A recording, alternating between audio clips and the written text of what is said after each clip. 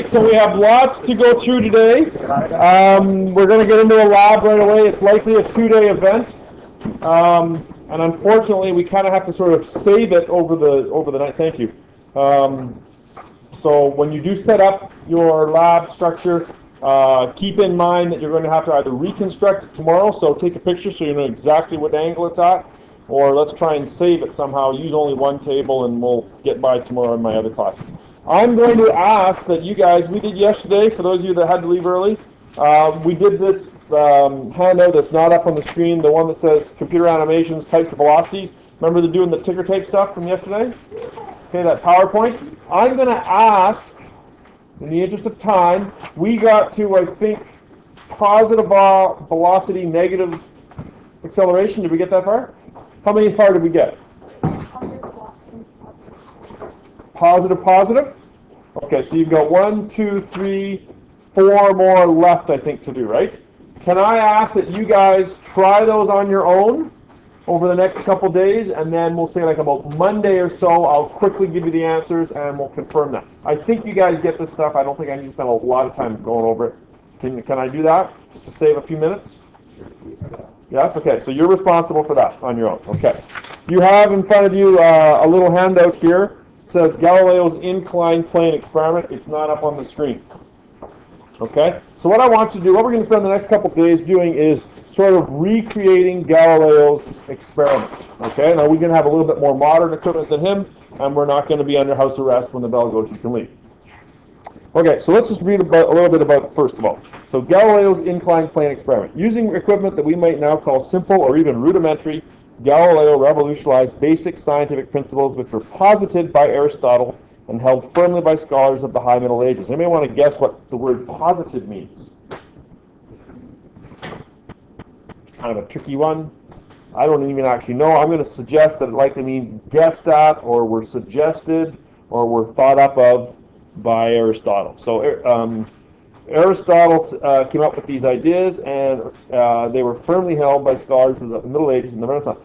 One of his most important experiments, Galileo, was the inclined plane experiment. Galileo used his inclined plane, a simple board with a groove down which he rolled a small metal ball, to examine Aristotelian ideas about motion. Galileo's inclined plane experiment radically changed these ideas by concentrating on acceleration, stage of motion ignored by Aristotle and most of his followers. So they never really talked about acceleration, Aristotle and his group.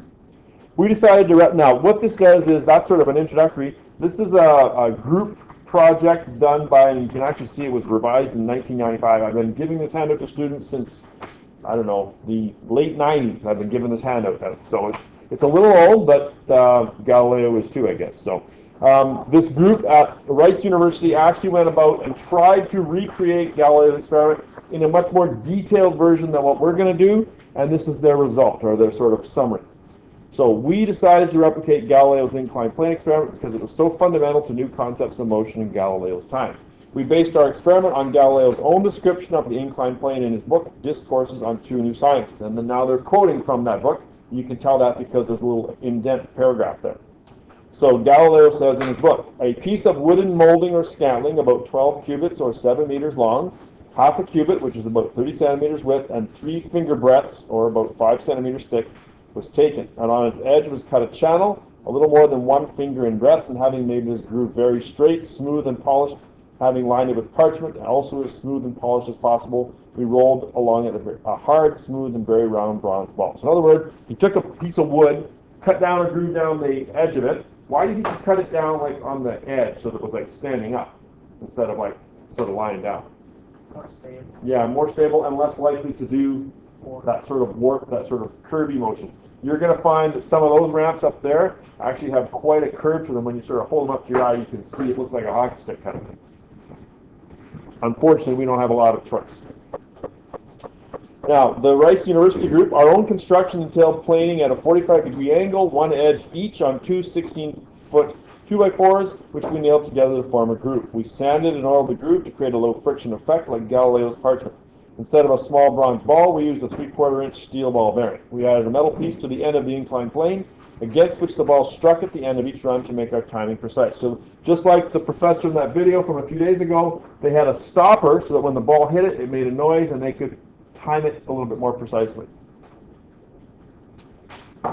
We also replicated Galileo's apparatus for timing the inclined plane experiment. Galileo describes his water clock in Discourses on Two New Sciences. Now, in the video that you saw a few days ago, you saw the gentleman was using a pendulum. I have not been able to find any evidence that he used one or the other. Anywhere you look, it's either the pendulum or it's the water clock. So he must have used actually both ways, okay? Because we're doing an experiment on paper airplanes today, or? No. So you need to, yeah. Okay, so anyways, the water clock thing works like this. For the measurement of time, we employed a small vessel of water and placed it in an elevated position. To the bottom of this vessel was soldered a pipe of small diameter, giving a thin jet of water, which we collected in a small glass during the time of each descent. The water thus collected was weighed, and after each descent, on a very accurate balance, the difference in ratios of these weights gave us the difference in ratios of the times. In other words, Galileo collected, he would let the ball roll down, and would open this water tube, and it would collect water until it ran to the end of wherever he wanted, and then he stopped collecting the water. And then he took that water and weighed it, and the weight of the water was actually a measure of the time. Like, 200 milliliters is equal to X amount of seconds. He didn't have a clock that could measure in tenths of a second. So he used water. Okay? And if there's twice as much water, well, then that means there's twice as much time. Do you want to do that today? It'd be kind of fun playing with water, but after a while you realize this is really hard. We're going to use stopwatches.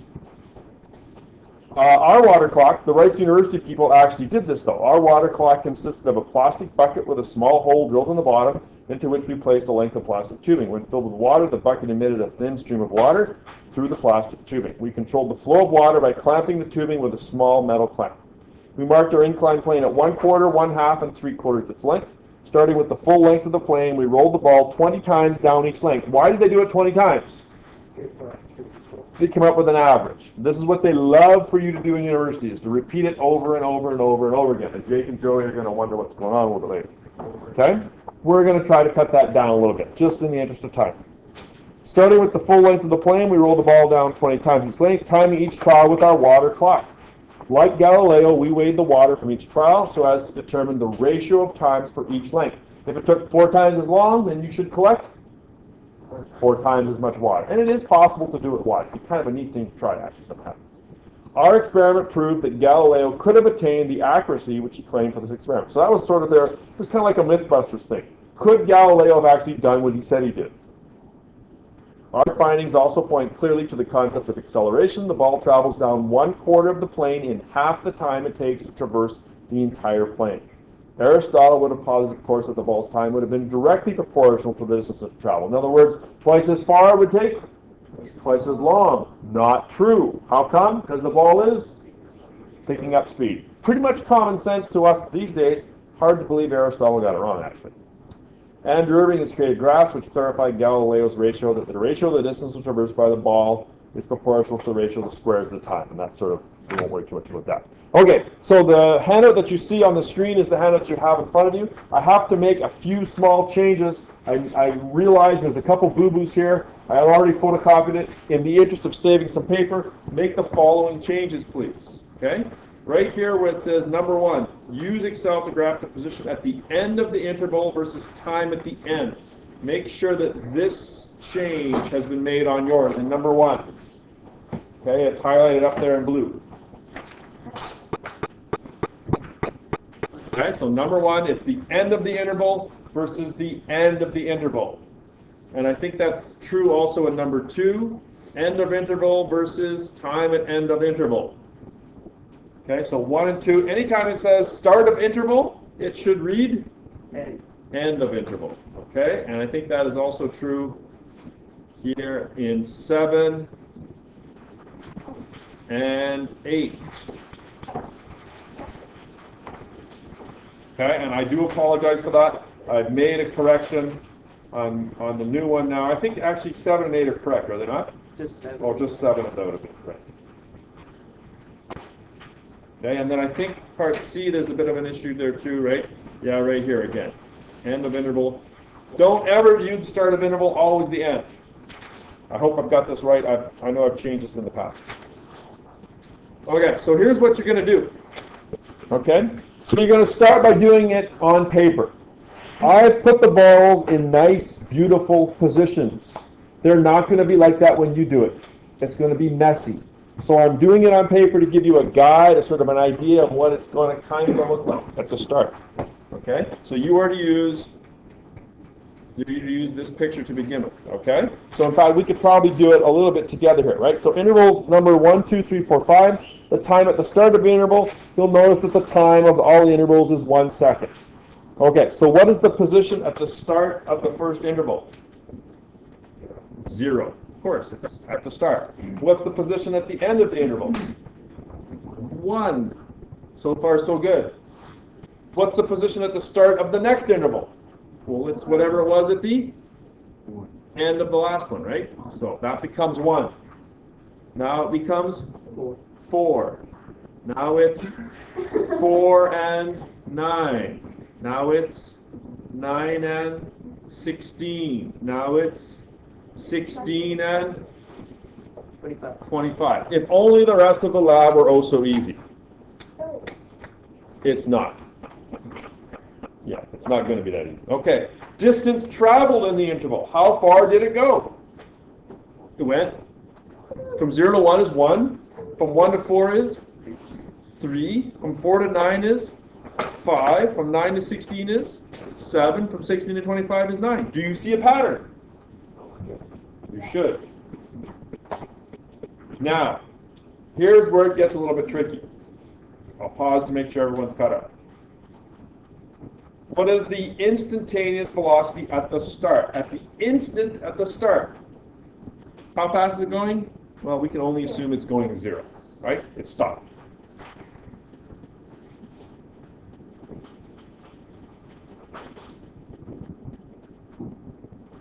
Okay, so it's going 0 meters per second at start. Now, what is the average velocity during the interval? Well, how far did it go? It went 1 meter in from 0 to 1 second. That's an interval time of 1. So it went 1 meter in 1 second. So the average velocity is 1. Everybody with me so far? Okay. Now, here's the hard part. Instantaneous velocity at the end. If it started at 0 and the average is 1, what does it have to end up at? 1 is in the middle of 0 and 2. Because the average of 0 and 2 is 1. Are you? Okay, so the instantaneous velocity at the end is 2. How much does the velocity change? It went from 0 to 2, and so what's the change in the velocity? 1. It went from 0 to 2. 0. So what is the average acceleration? A equals delta V over delta T. The change in the velocity is 2. How long is the time? 1. So my average acceleration, 2 over 1, or 2. I'm going to do the next line, and then I'm going to go talk to Paige for a second. Okay. Now, what's the instantaneous velocity at the start of the second interval? And it's not 1. Is it 2? Yeah. Why do you say 2, Jordan? That's where the end was the end of it. Because that's where the end of the other one was. If it ended up going 2 meters per second, at the start of the next interval, it's the same thing, right? It would be 2. Same number as this. Okay, average velocity. How far did I go during this interval? 3. In how many seconds? 1. Every interval is 1 second long, so I averaged 3. If I start at 2 and I average 3, I have to end up at 4, because the average of 2 and 4 is 3. And if my instantaneous velocity at the end is 4 and I started at 2, how much did I change by? 2. And if that change occurs over 1 second, then my average acceleration is also 2. And should the average acceleration remain at 2? No. Yes. Yes. Should this ball be accelerating at a constant rate? Yes. Yes. How come? Because it's the same slope, right? It's speeding up at the same rate. It's not going the same speed, it's speeding up at the same rate. Okay, now I'm going to get you started on the next row here. What's the instantaneous velocity at the start of the next one? 4. Okay, you guys go ahead and finish that up. So, I got 4 there at the start. How far did I go during this interval? 5. How do we know it's 5? It says right there, distance traveled during interval. I went 5. If I start at 4 meters per second and I average 5, how fast do I have to be going at the end? 6, because the average of 4 and 6 is 5. 5 is in the middle of 4 and 6. How much did my velocity change? I went from 4 to 6. That's a change of 2. How many seconds does it occur in? 1. So my average acceleration is 2. How fast am I going at the start of the next interval? 6. How far do I go? 7. What's the velocity at the end? 8. How much did my velocity change? What's my acceleration? 2. How fast am I going at the start of the next interval? 8. What's my average? 9, which means I must be going 10 at the end. My change of velocity, once again, is 2, and so is my acceleration. Okay? Now, again, this is for these nice, beautiful, black, frictionless balls rolling down a piece of paper ruler. Not going to happen. You're going to get messy, messy numbers. Deal with it. Science is messy. Okay, what I'm going to suggest you do is let's get right to the collecting data stuff. Oh, I deleted that, didn't I? Okay. You'll get a chance to grab this when you do yours as well. Okay? So the process is set up a ramp with books at a fairly low angle. In fact, if you use these blocks here that are in front of Anderson, they work nicely with those other ramps. It must be low enough that it takes more than 2.5 seconds for the ball to roll all the way down. So you can't have it steep. It's got to take about 2.5 seconds for it to go down. If one group wants to use this big, long steel ramp, you can go ahead and do that. You might get better results with that. Okay? I'll just let whoever, you guys can arm wrestle over that.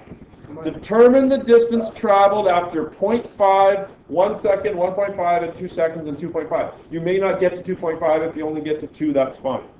It may take several trials, okay? You're going to think, okay, I'm going to guess, and it takes 0.7. You have to move your stopper up closer. You're going to have to move that stopper thing, you can use a pencil or whatever, to figure out the spot that it travels in exactly 0.5 seconds. Jordan has a question. How many people are in a group? 2 or 3. Okay? Use a similar method to that in the video. Place something on the ramp for the ball to hit, and determine the time it takes. Adjust the stopper until the ball hits it at the right time. Complete the table below. So now, you're going to do exactly the same thing that we did as on paper, with a couple of small differences. One of them being that the interval time is only half a second. So when you do this last column, you're not going to divide by 1, you're going to be dividing by 0.5. I want to point out that dividing by 0.5 is not the same as dividing by 2. What's 10 divided by 0.5? 20. 10, not 10 cut in half, 10 divided by 0.5. Right? Is 20. Okay. Are there any questions about what you need to do? You need a stopwatch, a little ramp support thingy, steel ball bearing, and the ramps are up there. Okay? Go. Go.